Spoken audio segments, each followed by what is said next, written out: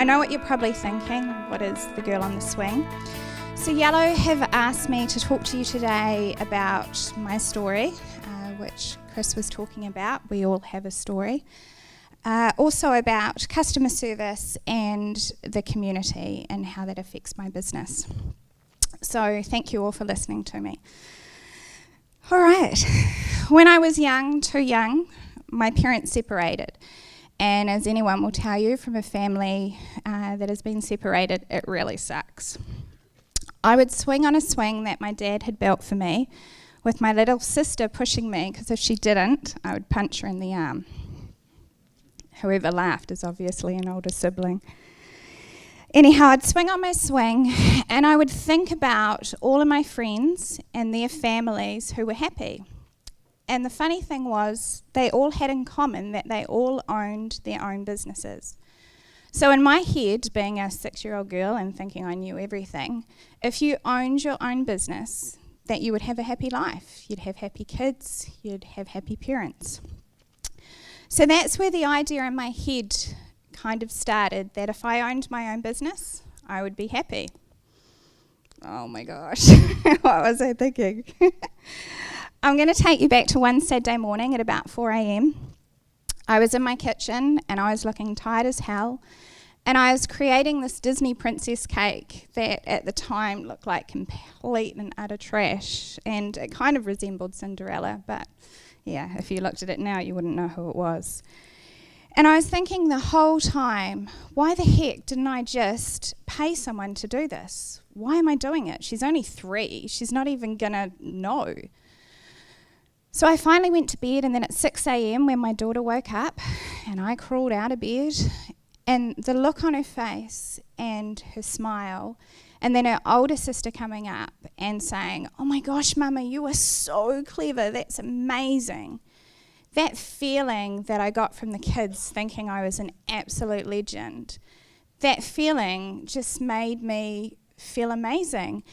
And for anyone who knows me, and knows me well, knows I'm a pretty crap mum. I work way too hard. We're talking 70 hour weeks, 7 hours, 7 weeks, 7 days a week. You can tell I'm tired. And at that moment, I felt like an absolute legend to my girls. And at that opportunity, I was just like, wow. And opportunity is what the girl on the swing was. I kept on cake decorating, and soon I was doing it for family, and then friends of friends, and then for people who I didn't even know. And what I found was that every time I wanted to create something different, there wasn't anywhere that I could get the equipment that I needed or the expert advice. And we're talking about the digital era, and yes, you can go onto YouTube and things like that. But the thing with YouTube is that if I'm decorating a cake or a cupcake, there's no one right there saying, you don't do it like that, you do it like this. So YouTube is good in some ways, but it's nice to have a teacher there right by you. So that's what the girl on the swing was, opportunity. And I was driving back in my company car from a sales call where I used to sell birdseed. Yeah, I sell birdseed. I've had every job under the sun because my whole life I was trying to find my passion, find what my dream was, and I didn't know what it was until I was 38. I know what you're all thinking, I only look 21. So it wasn't until someone's really laughing. Oh, I'm sorry. It's actually my birthday tomorrow. Actually, I'll be 41. Anyway, I thought about being on the swing, and I thought about that giddy feeling when you close your eyes, and it was really scary thinking about starting your own business. But it was an opportunity, and it was something that wasn't being done, and I thought, if I need it, then surely there's other people out there that would need it as well. So that's when the idea of the girl on the swing happened, and the name is because I used to swing on my swing. So it was created in my mind, and it only took a year before that day that my first store opened in Hamilton. in a town called Chartwell. So that was in December 2013, and I now have a second store in town in Casabella Lane where we get all of our corporate clients, so the people that work in town who can't come to suburbia. I'm a people pleaser, and it can be really exhausting, and I think that most people who are in business are people pleasers. And I wanted a store that would please everybody. So in our store, not only do we sell all the decorating equipment and we hire out tins and we give expert advice to our customers, we also make amazing cakes and cupcakes and fudge. I left school when I was 16, and it just was something that I wasn't good at or something that I really didn't enjoy. And my first ever job, I was a baker's assistant. I used to get called a baker's ass for short. I loved it, but what I soon didn't love was the early morning starts. And when you're young and all your friends are going out and you're in bed at 9 o'clock, it's not too good for your social life. So I changed my direction and I moved on to the company Glassons, which I'm sure you've all heard of. And it was certainly a welcoming change from the early morning starts and the hairnets. Back in the day, Glassons, I believe, was the best store for customer service. I learnt the Harry Friedman Way. We had 7 steps to selling, and we used to get drilled on it all of the time. So you had to greet a customer within a minute of coming into the store. You had to talk to them first with an open-ended question, and so on and so on. Does anyone get that from Glassons now? No, that's good, I'm not the only one. So I learnt that way, and it's called the Harry Friedman Way, and it stuck through me throughout my life. And I remember one thing that we weren't allowed to do was if the phone was ever ringing in the store, you were never allowed to answer it, because you had a customer in front of you who had made the effort, came into the store, got dressed, kind of looked half decent to come and see you. And if that phone was ringing, and whatever it was that was important to that customer on the phone, they would either leave a message or they would ring you back. So this is why you will never see any of my girls in my store answer the phone. They are completely focused on the customer. There's also a million other things that I've learnt from the Harry Friedman program, and it's kind of cemented my way in customer service.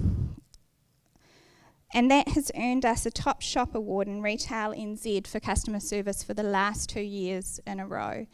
And I have only been open 2 years, so to me that's a pretty big thing.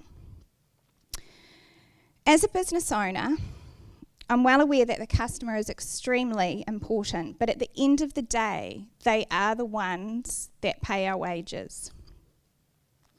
So we make sure we know how important they are to us. When they come into store, we take time to chat with them. We ask them their names, and we ask a little bit about them.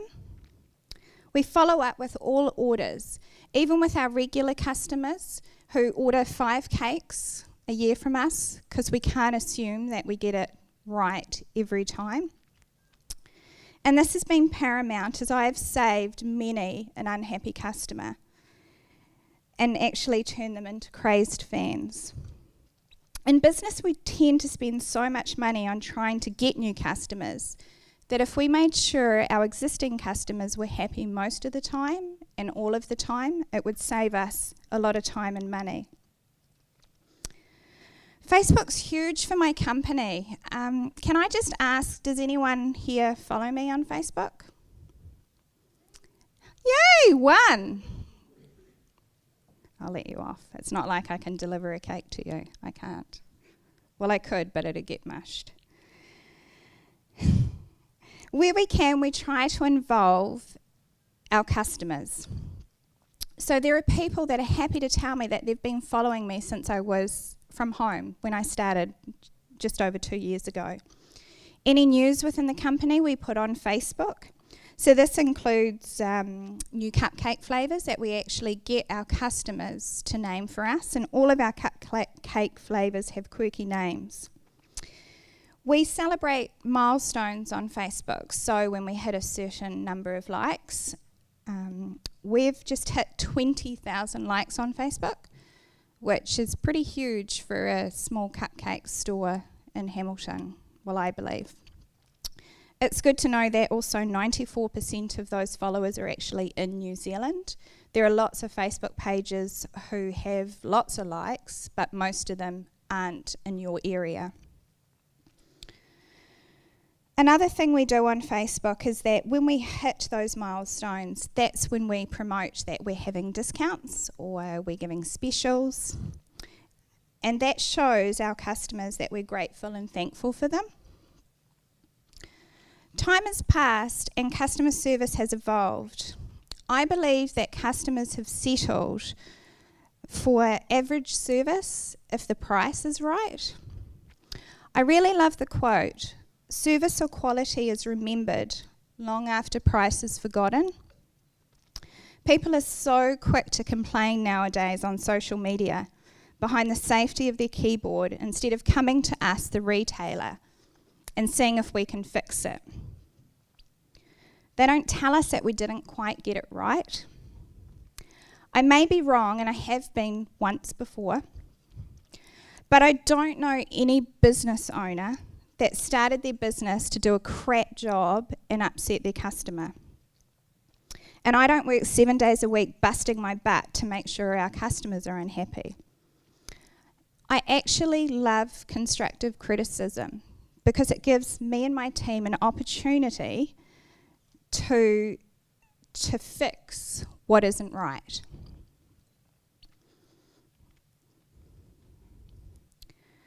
We don't go around thinking we're perfect either, because I think the day that you do that is when you kind of shoot yourself in the foot. There's always room for improvement. I truly believe one of the reasons we have such a great following is not because we make amazing creations and try our hardest to give memorable customer service. I believe it's because we're a small local business and people know my story. They follow my journey. They want to be a part of the Girl on the Swing. And I do this by including them.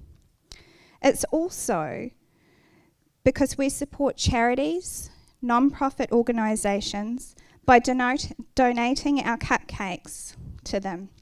We get our 20,000 followers on Facebook every Friday to pick a charity or a non-profit organisation who they believe deserves our end-of-day cupcakes. Because it's a policy of mine never to sell a one-day-old cupcake, because if you've tried one, they taste like crap. Every week a different charity is picked. And the amount of times people have bought from our store because we've supported a charity is huge. And because of this act of kindness, as some people would call it, we've had celebrities, politicians, oh look, there's John, and corporate organisations notice and want to be affiliated with the Girl on the Swing. I have a love-hate relationship with social media. I just actually deactivated my Facebook account a couple of days ago, and I've already had texts asking if I've defriended people. But one thing I know for sure is that with any marketing, you should never put all your eggs in one basket. So to look at a variety of options when it comes to advertising. I don't claim to be a social media queen, but when I started this company just over 2 years ago, I had 5,000 followers on Facebook, and I now have 20,000 followers on Facebook. But I do know a few tricks. So once the seminar's finished, if you want to come and introduce yourself to me and have a chat with me, then please feel free to. I'd love to meet you.